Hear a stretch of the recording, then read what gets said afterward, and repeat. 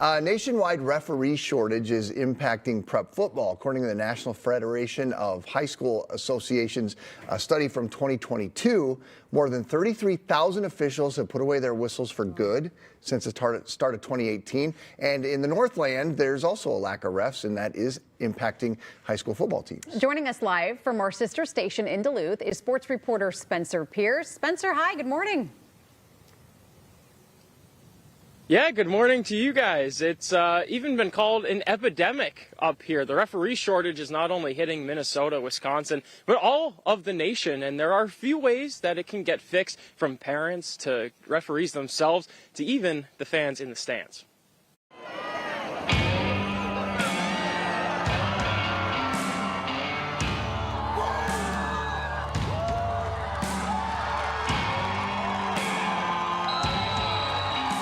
Ideally, everyone wants to play Friday night underneath the lights, but because of our situation with officials right now, that's not always the case, and sometimes we just have to adjust. Adjusting has been the new norm for football teams in the Northland and even all around the country.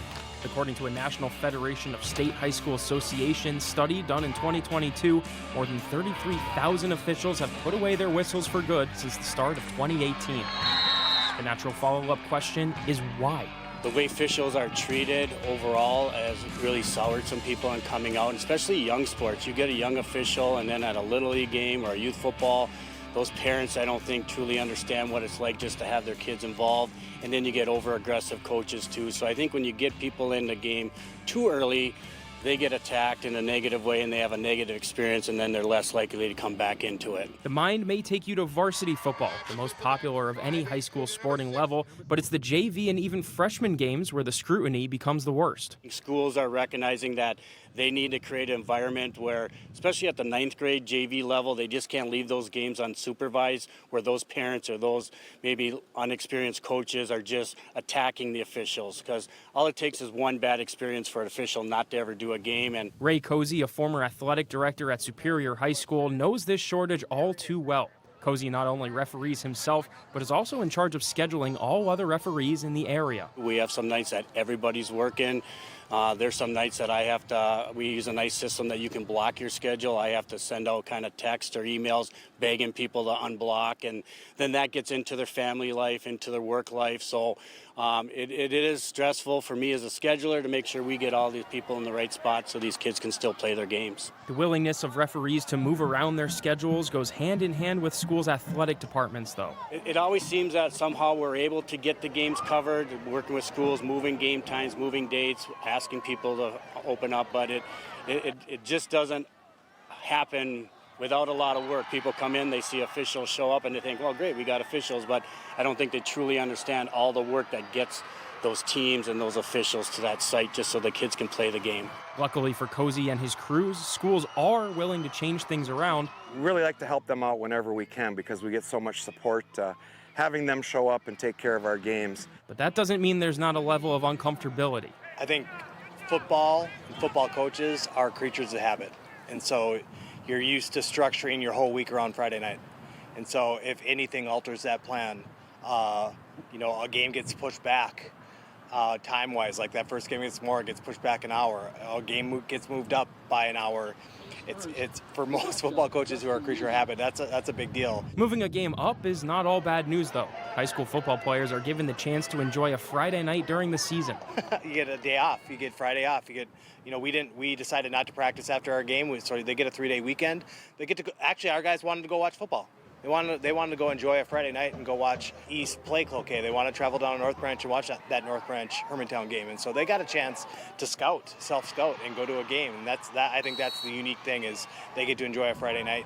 You get a 3-day weekend. We get an extra day to prepare. You kind of get that day on the back end then to prepare for the next opponent. You get that extra day as well. I really like Thursday games, actually. Weeks get kind of long. Football's a real grind. And when we can have a one-day shorter week, I give the kids Friday off so they can be a normal kid, go home after school, hang out with their friends in the middle of the season, and it does shorten things up as far as preparation, but kind of gets the kids to focus a little more too, because they know they have one less day to get ready. But there's no right answer to any of this. People leave the game for whatever reason and don't end up coming back. But there is a bottom line. Hey, everybody has a role at a contest. Let the kids play, let the coaches coach, let the officials officiate, and parents just sit there and enjoy your kids playing. And whether they win or lose, just be happy that you got to watch them play, because there is enough people willing to coach and officiate that game for your kids that day. For WDIO Sports. Well, Spencer, this is definitely an issue that's not impacting schools just in the Northland. I know in the Twin Cities area and pretty much across the state, schools are having to reschedule their games and play on Thursdays. We were just visiting. The thing about the Thursday afternoon game, it just doesn't quite have the atmosphere as a Friday night game under the lights. Yeah, that's absolutely right. We did have last week was a big week for game movement, and you're right. Thursday at 4 o'clock, and kids are just getting out of school and they've got homework, so the student section's not as full. The fans are busy because their parents, they're coming back from their job, or they just can't make the game. Just doesn't have that kind of aura, that feel to it, like you were saying, Chris. Well, and Spencer, I know that it's not just football either. My son plays baseball, and we've had to adjust some games baseball-wise, too, because we can't get umpires. Yeah, I think it's one of those things where you look at a football referee and they might still be that baseball or softball umpire. There is a lot of movement around in the officials community. A lot of officials are multi-sport officials, but that's not to say that there aren't specialty officials, right? You have those that are just football referees, and then the rest of the year, you're taking off, or they are those baseball umpires or those hockey officials. And so there's really no saying if this is going to leak into kind of other sports at this point. It's just, however it goes, it's going to go. If they're losing officials, you're going to have to find some more. If you're gaining officials, well, that's great as well. We talked about this with one of the members of one of the boards that governs the referees. I don't know if it was last year or the year before that, so it's something that's been going on for a while. What are the referees saying is a fix here? Is it paying them more? Is it putting duct tape over the parents' mouth? Like, what's the fix? Well, funny enough, we actually got a Facebook comment a few days ago that said they should let the parents referee the games first, and then they'll have the referees referee the second half to see kind of how that all goes. But I think Ray kind of hit it on the nose there. He is obviously the scheduler for the officials, and they have that software, that system, where you can block off certain days. If someone's graduating or a birthday in your family, you can block off those certain days. But referees, it's a thankless job. That was what we heard from both coaches and Ray as well. It's a thankless job. No one really comes up to you after the game and says, I think you did a great job throwing that flag against my team. It's a hard job. There's not a lot of pay, but the referees do it for the love of the game, and that's just kind of how it goes. And there's no instant replay at this high school level, No, and so you not. can't go back and see it, and you've got a lot of parents watching things very closely and seeing things how they want to see it, those glasses on. Spencer, thank you so much. We appreciate you taking the time this morning to sit with us. Thank you.